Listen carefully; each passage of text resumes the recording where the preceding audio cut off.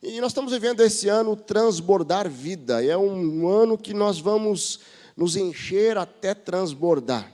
E esse é o desejo do nosso coração, que nós possamos crescer cada dia mais na presença do Senhor, na intimidade com o Senhor, transbordando vida, levando esse amor para mais pessoas, que mais pessoas possam conhecer a Deus, conhecer o amor de Deus e viver o extraordinário que Deus tem para nós. E, particularmente nesse mês de janeiro, nós estamos sendo ministrados sobre oração. E como que nós podemos experimentar, desenvolver uma vida de oração saudável. A oração é uma das principais disciplinas espirituais, pois é essencial para o desenvolvimento de um relacionamento saudável com Deus, pois se trata de uma comunicação pessoal com Deus. Eu não sei como é a sua vida de oração, como você tem trabalhado a sua vida de oração, como você tem desenvolvido uma vida de oração. Nós vivemos numa sociedade muito instantânea, então as pessoas cada dia mais não conseguem ter profundidade no relacionamento com Deus, porque a todo momento eu tenho uma agenda que está me atropelando. Eu tenho uma agenda que está realmente me aprisionando. E eu acabo fazendo aquela oração na refeição, eu acabo fazendo uma oração rápida, e eu não invisto mais muito tempo na presença de Deus. E o meu desafio, e eu quero trazer um desafio nessa noite, uma das dimensões, um dos tipos de oração que nós fazemos, mas mais do que isso, para que você possa fazer uma avaliação de como você tem orado.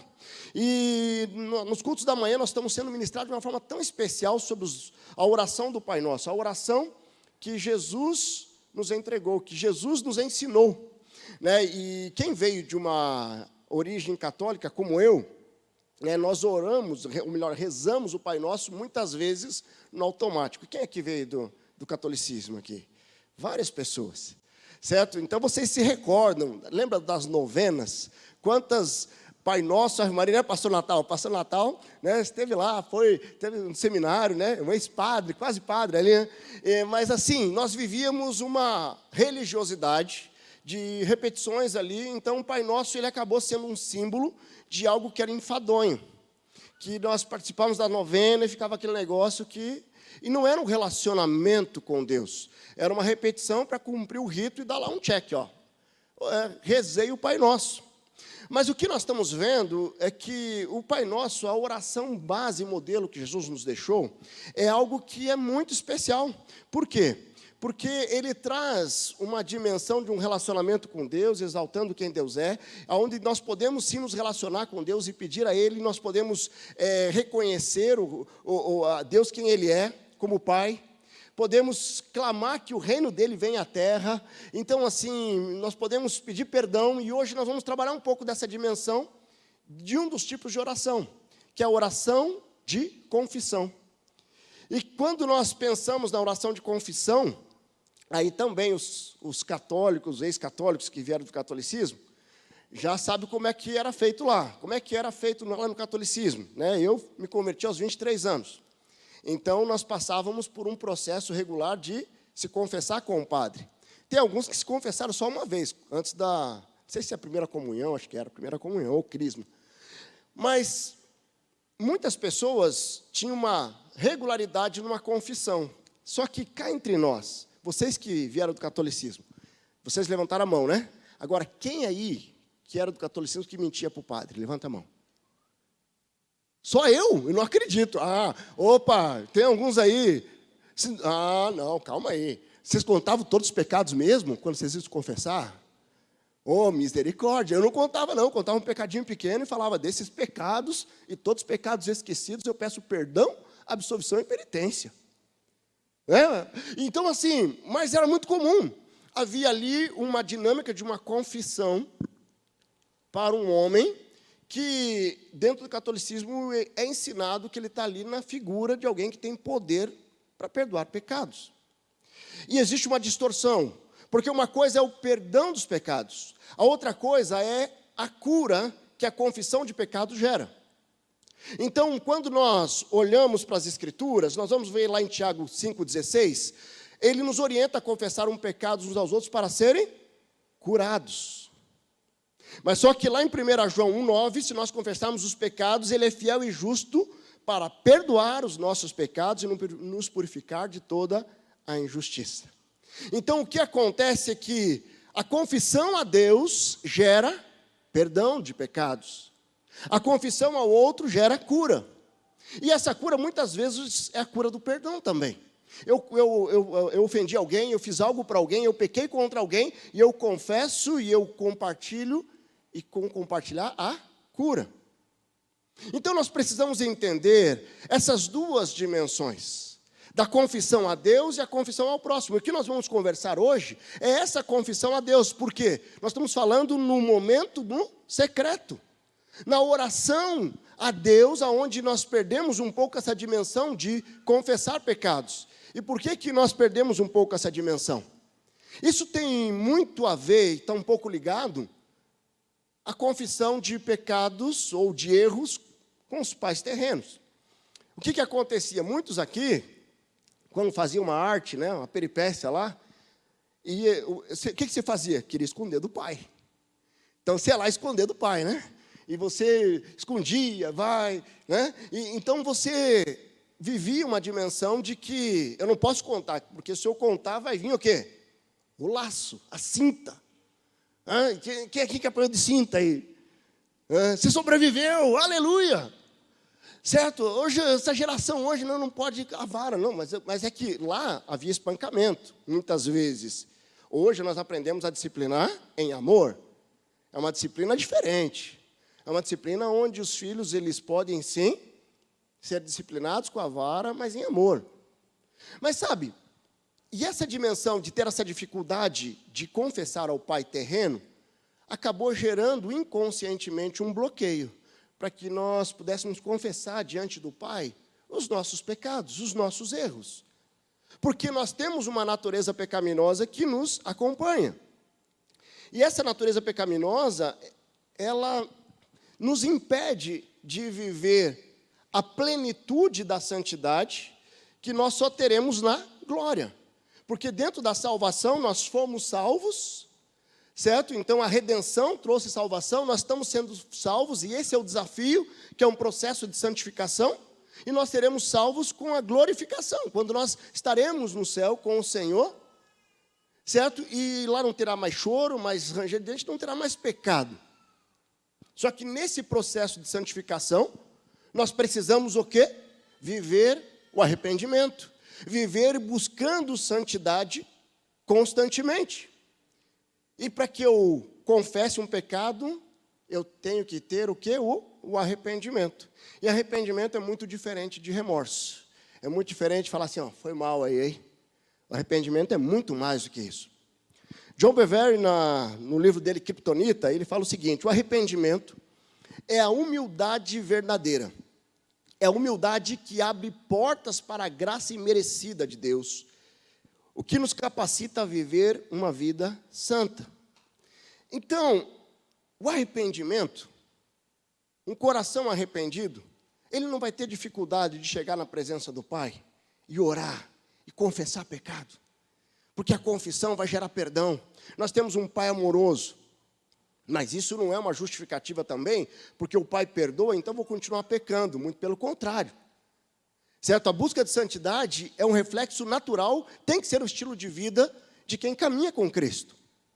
Porque Cristo, ele veio, ele revogou a lei, ele trouxe uma nova aliança, e agora nós não estamos debaixo da lei de Moisés, mas nós estamos agora debaixo da graça, mas é uma graça que custou caro, e que nós precisamos buscar santidade.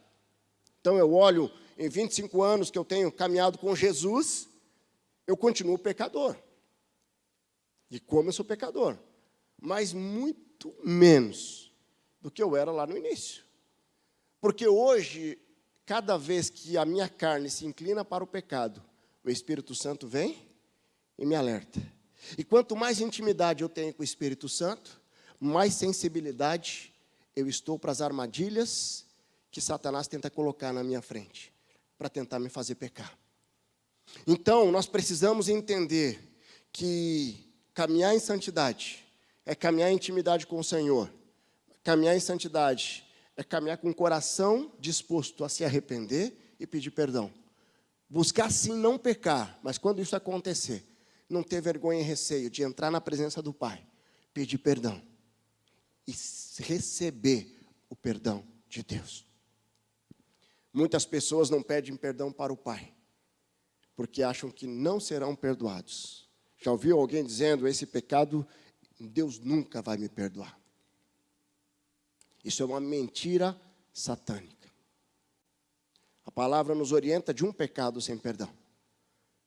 Quando nós falamos da blasfêmia contra o Espírito Santo, nós estamos falando de alguém que não se deixa ser convencido pelo Espírito Santo. João 16, 8, ele fala que o Espírito Santo foi enviado para convencer o mundo do pecado, da justiça e do juízo. Então, independente do que você fez, peça perdão a Deus. E Ele é justo para te perdoar. Porque quando nós caminhamos com essa convicção, eu não tenho receio de entrar na presença de Deus. Mateus 6, 7, 8, antes ali de iniciar a oração no Pai Nosso, Jesus nos deixa uma orientação de como orar. E ele fala assim, ó, quando orarem, não fiquem sempre repetindo a mesma coisa como fazem os pagãos. Os pagãos, eles pensam que por muito falarem serão ouvidos. Era assim, quando eu era um pagão, quando eu era alguém religioso, eu repetia, mas sem vida, sem um diálogo, sem uma entrega, sem uma reflexão. Mas ele continua, não sejam iguais a eles, porque o Pai sabe do que vocês precisam antes mesmo de o pedirem. Jesus, ele não somente está nos ensinando a orar, mas também como orar.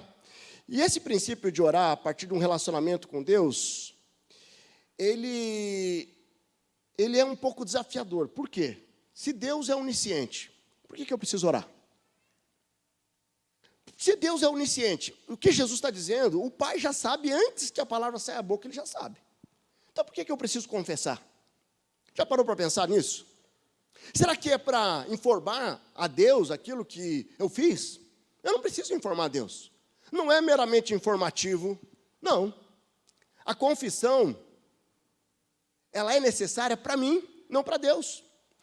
Ela é necessária para mim. Mas se eu fosse olhar, por que eu preciso orar? Se Deus é onisciente. Né? O primeiro objetivo base, que já seria suficiente, é que Jesus orou.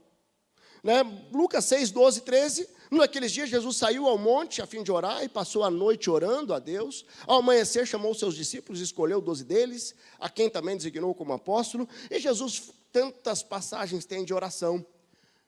No Getsemane, antes dele ser entregue, ele estava ali orando, ele estava ali com o Pai. Os discípulos estavam ali, adormecidos ali, certo? E eles não aguentavam, e havia uma luta entre a carne e o espírito. Você acha que é só você que tem sono quando você vai orar, quando você vai fazer devocional? Os discípulos também tiveram sono ali. Certo? Mas nós precisamos entender que essa luta que existe entre a carne e o espírito, ela é uma luta pesada. Gálatas 5,16 vai falar dessa luta. Que a carne deseja o que é contrário ao espírito, o espírito que é contrário à carne. Então orar é um desafio. E um desafio maior é confessar. Porque orar para pedir é muito fácil, eu vou lá e peço um monte de coisa, mas ir lá, me quebrantar diante de Deus, confessar os meus pecados e pedir perdão, é mais difícil. Então Jesus orou, nós precisamos orar porque Jesus orou. Mas nós vamos ver tantos outros exemplos, ali em Pentecostes, Atos 1,14, todos eles se reuniram sempre em oração, com as mulheres, inclusive Maria, a mãe de Jesus, e com os irmãos de Jesus. Eles estavam orando antes do grande mover de Deus no Pentecostes. Lá em Atos 3:1, Pedro e João iam diariamente no templo, no momento da oração. Então os discípulos iam e oravam, e tinham momentos especiais de oração. Oração no quarto secreto, oração como igreja. Isso é muito especial. Ali Atos 10, 1 e 2, Cornélio também. Havia em Cesareia um homem chamado Cornélio, centurião do regimento conhecido como italiano. Ele e toda a sua família eram piedosos e tementes a Deus, dava muitas esmolas ao povo e orava continuamente a Deus. Entender o propósito da oração é fundamental para desenvolver uma oração significativa. Queridos, oração gera transformação. Mas para uma oração atingiu o ápice da sua completude desse relacionamento com Deus, tem que haver confissão, porque a confissão nada mais é do que um transbordo de liberdade. A confissão nos leva a ser livre dessa armadilha do pecado. Você tem a prática de confessar a Deus? Se você já aceitou a Jesus, o que você fez quando você aceitou a Jesus? Você confessou os seus pecados. Você pediu perdão dos seus pecados a Deus. E você entregou a sua vida a Ele. Se de repente você está aqui nessa tarde, quase noite, e você nunca fez uma oração de confissão, hoje você vai ter a oportunidade de confessar a Deus os seus pecados, pedindo perdão e entregando a sua vida a Ele. Quando eu falo em transbordar liberdade, estou falando de uma consequência da confissão a Deus, desse grande impacto que é você ser livre. João 10:10 diz que Cristo veio para nos dar uma vida em abundância. Por isso que nós estamos falando em transbordar. Para você transbordar, você tem que ter uma vida em abundância. E a vida em abundância só vem através de Cristo Jesus. E o arrependimento e a fé, buscando cada vez mais, é uma forma que você vai crescer cada dia mais nessa dimensão da intimidade com o Pai. Agora eu quero olhar um pouquinho mais para a oração de confissão. Oração de confissão. Sabe quando você tem algo que ele é um pouco difícil de fazer? Você precisa olhar para a recompensa, né? Então, para muitas pessoas aí, fazer atividade física é difícil. Eu preciso olhar para a recompensa. Eu preciso terminar o meu mestrado. Eu estava ali no mestrado, estava sendo difícil. E eu precisei olhar para a recompensa. Falei assim, eu quero esse diploma. Então, eu vou lá e vou dar um gás a mais aqui. Quando você olha para a recompensa, fica mais fácil você passar pelo processo. Então, você olha no objetivo final. E quando nós falamos da oração, quando nós falamos da confissão, quando nós falamos da intimidade, nós estamos falando de algo que não envolve somente uma dimensão natural, mas envolve também uma luta espiritual. E quando eu falo da oração de confissão, eu preciso olhar o que isso gera. Eu quero olhar hoje para a vida de Davi, e ele traz um texto que nos ajuda a entender um pouco dessa recompensa. Eu quero olhar para essas recompensas e desafiar a você desenvolver uma prática de oração, onde você possa constantemente, regularmente, confessar os seus pecados diante do Senhor. Mas, puxa, pastor, mas eu nunca adulterei, vou confessar o quê? Ah, não, eu nunca roubei ninguém, vou confessar o quê? Ah, meu irmão, minha irmã, se vocês soubessem, porque o pecado, às vezes nós olhamos para a graça de Deus, agora nós não estamos mais debaixo da lei, e com muita facilidade nós começamos a flexibilizar pecados. E de repente, nós achamos que Jesus ele veio para trazer um alívio à lei, mas quando nós olhamos alguns textos, algumas orientações de Jesus, ele veio trazer algo a mais, aperfeiçoar a lei. E quando lá na lei de Moisés falava para não adulterar, ele vem e fala, se você olhar com um olhar impuro, você já adulterou. Então o grande desafio que nós temos é sondar o nosso coração e a nossa mente. Você tem sondado o teu coração e a tua mente? Ou de repente quando você se vê fofocando, quando você vê, e você acha que isso aí não é pecado, porque na verdade depende da régua que você está usando. Quando você olha para o mundo e fala assim, ah, todo mundo faz, está tudo certo. Não está certo não. Porque aquilo que até é normal no mundo aí não é moral, não está de acordo com a palavra de Deus. E eu tenho que diferenciar isso. O meu padrão tem que ser o padrão de Jesus, é o padrão da palavra. Então, como é que você está caminhando? Eu quero olhar para a vida de Davi. Davi foi um homem considerado um homem segundo o coração de Deus, certo? Mas a história dele é muito conhecida. Teve experiências tremendas com Deus. Então, ele venceu leões, ursos, ele derrubou um gigante ali ainda jovem, foi vencedor de grandes batalhas. E ele estava ali, e ele era um cara tremendamente bem-sucedido. Pense num líder, alguém que honrou a Deus, alguém que teve a oportunidade de matar Saul ali, não matou, que era o rei que antecedeu ele. Mas Davi, chega um momento que ele se desconecta um pouco dessa intimidade com Deus, e quando eu me desconecto com Deus, o que acontece? Eu abro uma brecha para que o pecado entre. E quanto mais alto eu estou, mais forte é a queda. Às vezes eu estou num nível tão alto de espiritualidade, sabe aquelas pessoas que eu estou voando, e aí eu me acho autossuficiente, e eu abro brechas para Satanás vir e jogar uma armadilha. O que nós precisamos orar constantemente é um coração ensinável. Porque a autossuficiência, a arrogância, o orgulho, ela vai gerar queda, não tem como. Davi, ele vem e ele se achava o cara, e de repente, agora manda lá o povo, lá para o meu exército lá para a batalha, eu vou ficar aqui no palácio. E ele abre uma brecha ali. E nós conhecemos a história, ele adultera. E ele é responsável ali pela morte de Urias, e ele tem uma consequência muito forte dos pecados dele. Mas agora vamos comparar ele com o antecessor dele. E Saul? O que Saul fez? Saul desobedeceu. Deus deu uma orientação para ir lá, para não pegar os despojos da guerra, e ele desobedeceu. Mas Saul teve uma morte trágica. Saul, o erro dele gerou uma mudança na linhagem que viria Jesus. O rei de Israel era da tribo de Benjamim. Davi é da tribo de Judá. Mas o que acontece? Por que Davi, mesmo com esses pecados, foi considerado um homem segundo o coração de Deus, e Saul desobedeceu com pecados até, olhando assim, no padrão humano mais leve, não foi considerado um homem segundo o coração de Deus? Qual a diferença? E quando nós olhamos, nós vamos vendo Davi com verdadeiro, genuíno arrependimento e confissão a Deus. Deus não livrou dele as consequências do pecado. Ele se rasgou diante de Deus, ele chorou e ele berrou, mas Deus não permitiu. Deus não atendeu a oração dele, que ele queria que o filho dele sobrevivesse, e o filho dele não sobreviveu. Mas o arrependimento dele gerou um recomeço, e Deus é especialista em recomeço. O que nós precisamos entender é que Satanás ele vai tentar sempre agir em duas dimensões. A primeira dimensão, ele vai tentar jogar algo em você. Uma das formas de atuação de Satanás é a tentação.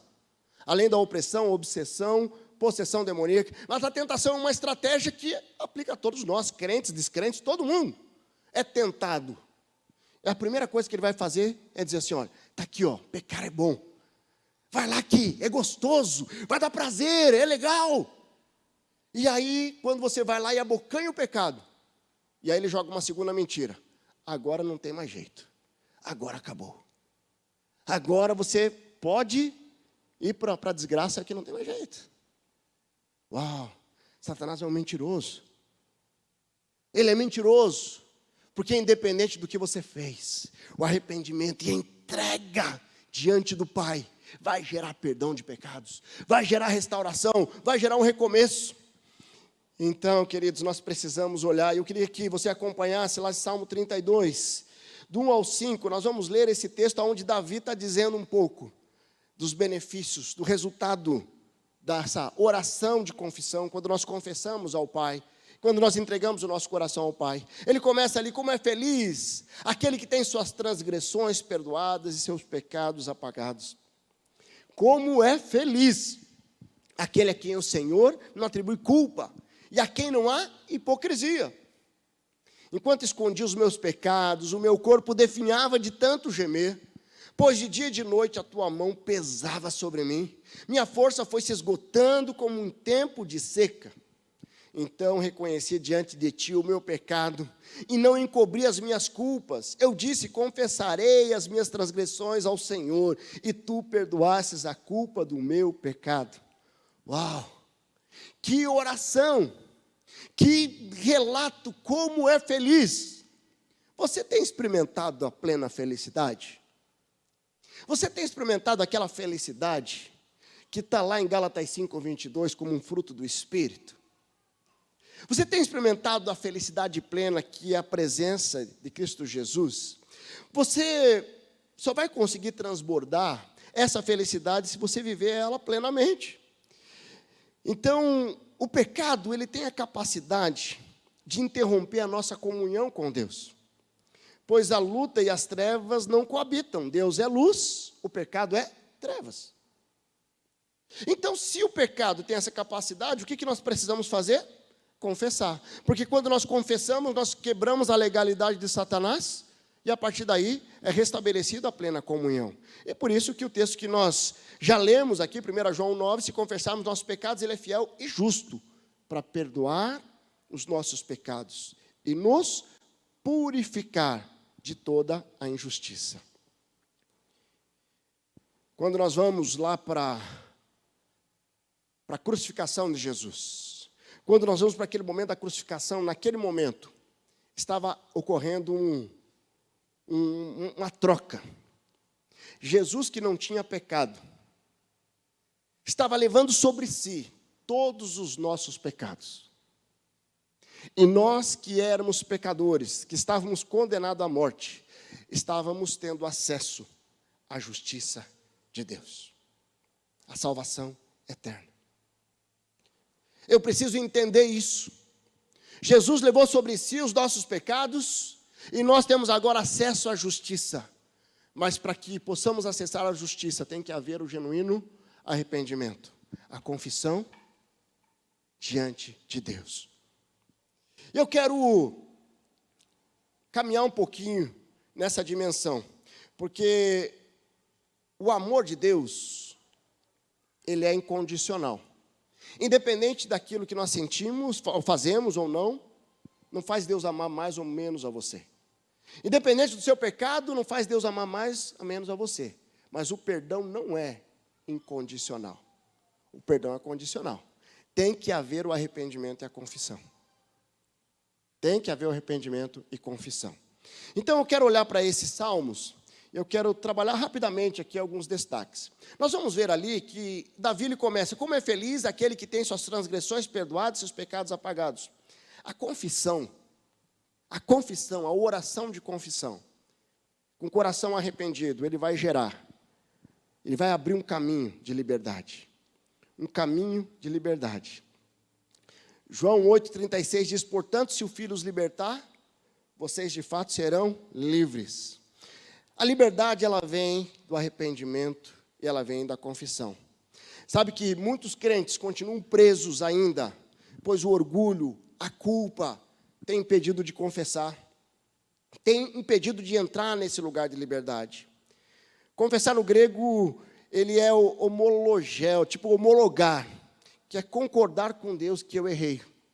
Eu não vou orar e confessar a Deus, porque eu preciso informar a Deus que eu pequei. Na verdade, o homologar é confirmar, é concordar com Deus que eu errei, porque muitas pessoas não admitem o que é. Não admitem o erro, e é muito fácil. A autossuficiência, o orgulho, fala assim: não, eu sempre vou achar um culpado. Aconteceu alguma coisa, isso aqui que é o culpado. Foi o fulano lá, foi aquela situação, meu Deus, foi... Sabe, eu começo a todo momento colocar culpa nos outros, em situações e circunstâncias, para tentar aliviar o meu pecado e a minha consciência. Eu quero desafiar você a tomar posse da liberdade dada por Cristo Jesus. Confesse, se liberte disso. Pare de colocar a culpa nos outros, pare de colocar a culpa no seu passado, pare de colocar a culpa nos seus pais. Não, assuma a sua autorresponsabilidade. A liberdade está aí para nós. Nós tomamos posse a partir do momento que nós nos posicionamos debaixo da direção do Espírito Santo. Nós confessamos os nossos pecados, nós entregamos o nosso coração. E nós vamos viver livre porque Cristo já levou na cruz os nossos pecados. E nós podemos ter as consequências eternas do pecado sim, quando nós aceitamos a Jesus. Mas podemos ser livres dessa armadilha que Satanás tenta colocar na libertação processual. E por isso que ele vai tentar sempre te chamar pelo teu pecado. Ele vai ter, olha lá o adúltero, olha lá aquela que fez aborto, olha lá aquele que maltratou, que rejeitou. E ele sempre vai tentar te aprisionar pelo seu pecado, mas eu quero desafiar você a tomar posse da liberdade que em Cristo Jesus nós temos, e basta apenas confessar e tomar posse do perdão de Deus. Por que eu não tenho receio de falar todas as mazelas que eu vivi no meu passado? Aonde abundou o pecado, superabundou a graça. Tão simples assim. Satanás não me acusa mais pelas marcas do meu passado. Chega. Ele já me aprisionou demais. Eu não consigo voltar e reescrever a história, mas eu posso olhar para frente e viver o novo de Deus. Tome posse dessa liberdade. Mas esse salmo, o salmista continua ali, Davi, ele diz ali: como é feliz aquele a quem o Senhor não atribui culpa, e quem não há hipocrisia. Então reconheci diante de ti o meu pecado, e não encobri as minhas culpas. Eu disse: confessarei as minhas transgressões ao Senhor, e tu perdoastes a culpa do meu pecado. A confissão de pecados, além de dar acesso à liberdade, abrir as portas da liberdade, ela faz também você se livrar de toda a culpa. Dos grandes desafios é nós nos livrarmos da culpa quando nosso pecado gerou consequência para as pessoas que nós amamos. Sabe, aquele adultério que gerou o divórcio fez os filhos sofrerem. Eu carrego uma culpa em relação a isso. E aí, aquilo que eu deveria fazer e não fiz, eu carrego uma culpa em relação a isso. Mas eu quero te dizer que em Cristo, confessando nossos pecados, colocando nosso coração diante do Senhor, há uma libertação da culpa. A culpa ela pode te impedir de acessar a verdadeira liberdade que temos pelo perdão dos pecados. É muito interessante porque ele vai caminhar ali com a culpa e vai trazer também a hipocrisia. Tem muitas pessoas que vivem uma vida hipócrita. Nós precisamos viver uma vida de liberdade com o Senhor. Muitos anos atrás, uma irmã da nossa igreja, ela chegou e ela tinha feito um aborto. E ela aguardou isso por anos. E ela confessou. Mas continuou presa. Porque ela confessou para pessoas ao seu redor. Ela não tinha ainda confessado a Deus e recebido o perdão de Deus. E quando ela veio falar comigo, e eu levei ela a confessar a Deus mesmo, e se arrepender, porque ela tinha medo, ela estava envergonhada, ela não se achava digna de ser perdoada por Deus. Mas quando ocorreu, ela tomou posse do verdadeiro perdão. Isso mudou completamente a sua caminhada. Sabe, a culpa, ela faz com que você fique preso e aprisionado ao seu pecado. E Jesus nos deu a liberdade para vivermos sem culpa e tomarmos posse do perdão de Deus. 2 Crônicas 7,14 diz lá: se o meu povo, que se chama pelo meu nome, se humilhar e orar, buscar a minha face e se afastar dos seus maus caminhos, dos céus eu ouvirei, perdoarei o seu pecado e curarei a sua terra. Perdoarei o seu pecado, curarei a sua família. Perdoarei o seu pecado, curarei a sua vida. Perdoarei o seu pecado, curarei a sua vida emocional, sua vida espiritual, em todas as áreas. O salmista finaliza dizendo ali, versículo 3 e 4: enquanto escondia os meus pecados, o meu corpo definhava de tanto gemer. Se você soubesse o quanto reter a confissão de pecado traz consequências no seu corpo, você se livraria dele o quanto antes. Pois, Deus continua, pois de dia e de noite a tua mão pesava sobre mim. Minha força foi se esgotando como em tempo de seca. Uau! Como nós precisamos confiar no Senhor. Mas ele continua então: reconheci diante de ti o meu pecado, e não encobri as minhas culpas. Eu disse: confessarei as minhas transgressões ao Senhor, e tu perdoastes a culpa do meu pecado. Queridos, quando nós confessamos, as suas forças são renovadas. O pecado é um exaustor de energia. Enquanto nós não confessamos e não ressignificamos, enquanto nós não nos libertamos dessa carga que estamos carregando, nós estamos vendo as nossas forças se esvaindo. Mas agora, a confissão tem o potencial de renovar nossas forças e renovar o nosso compromisso com o Senhor. Muitas pessoas continuam fracas, tentam compensar a fraqueza no sucesso profissional, no reconhecimento, concurso, algo, mas espiritualmente eles estão definhando. Eu lembro de um casal jovem, onde o marido cresceu na igreja, filho de pastor, e um dia ele adulterou. E ele rasgou as vestes diante do Senhor. Houve um choro de arrependimento, um choro eles eram de outra igreja, e eles até saíram da igreja de vergonha. Mas sabe, ele se arrependeu, ele se rasgou, mas só que na mente dele plantou algo assim: todo mundo faz. E aquele arrependimento começou a ser flexibilizado, e daqui a pouco ele foi e adulterou de novo. E daqui a pouco ele adulterou de novo, e ele confessava para a esposa, ele confessava para o pastor, mas ele não confessava para Deus. E ele continuava fraco. E a carne a todo momento vencendo entre a luta da carne com o espírito. Até que ele chegou. E nós acompanhando ele, e eu orientei ele para o Celebrando a Vida. E lá no Celebrando a Vida ele conseguiu, genuinamente, reconhecer o seu pecado diante de Deus. Confessar o seu pecado diante de Deus. E naquele momento, a legalidade foi quebrada. E ele tomou posse do perdão.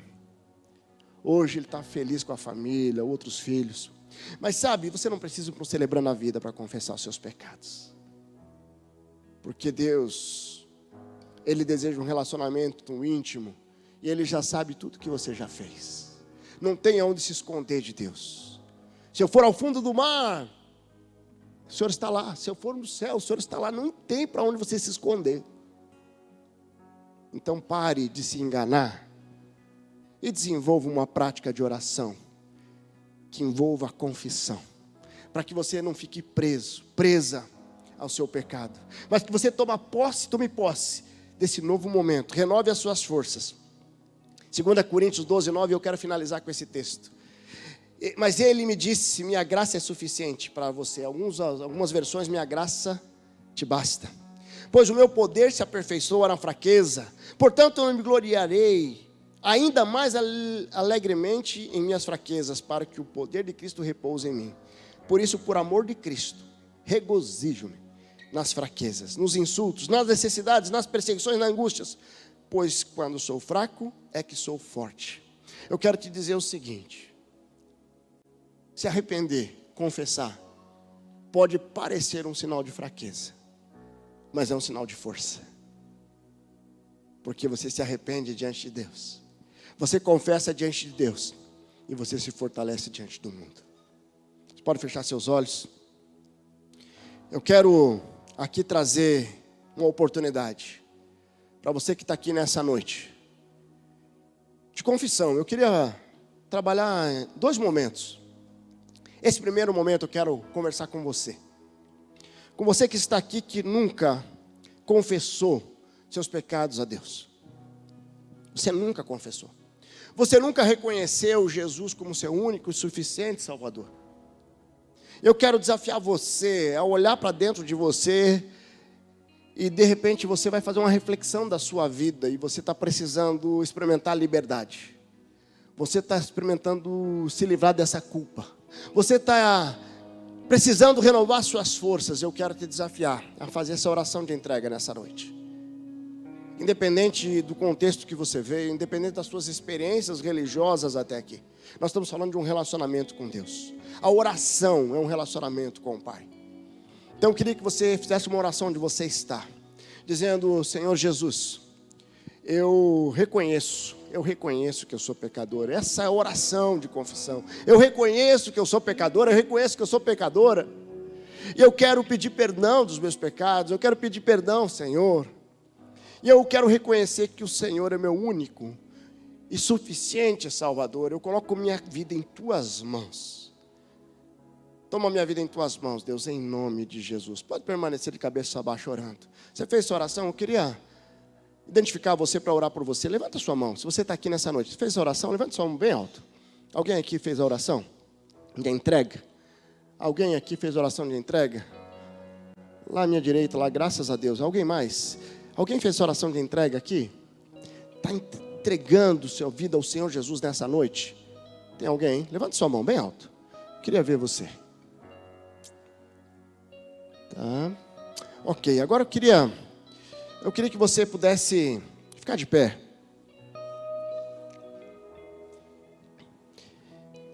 Uma das grandes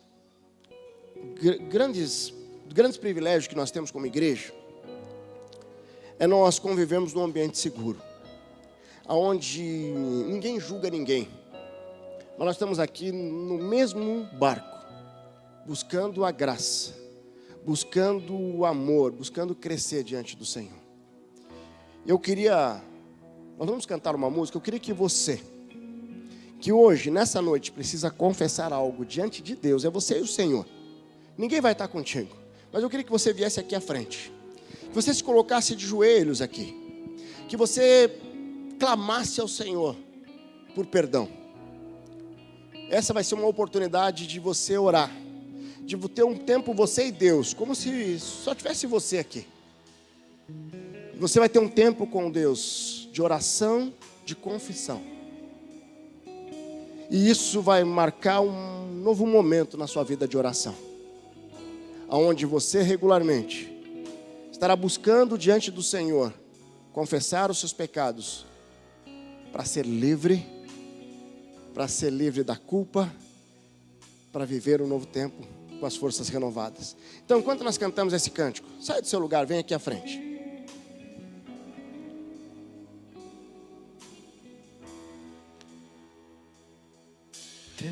Glória a Deus. Pode chegar. Teu nome é o maior. Teu nome é sobre todo. Pode chegar. Já temos alguns irmãos aqui. Chega aqui à frente. Glória a Deus. Momento de oração, de libertação. Momento de oração, de cura. Glória a Deus. Pode vir. Já temos irmãos e irmãs aqui. Cheguem aqui. Teu nome é o maior. Teu nome é sobre. Pode chegar. Glória a Deus. Glória a Deus. Muitas pessoas, cheguem. Não fique preso. Não fique com medo, com receio. Hoje é noite de libertação. Glória a Deus. Toda criação, santo, exaltado és, santo para sempre. Deus está falando contigo, o Espírito Santo está tocando teu coração. Sai do seu lugar, vem aqui à frente. Se une a esses irmãos e irmãs aqui.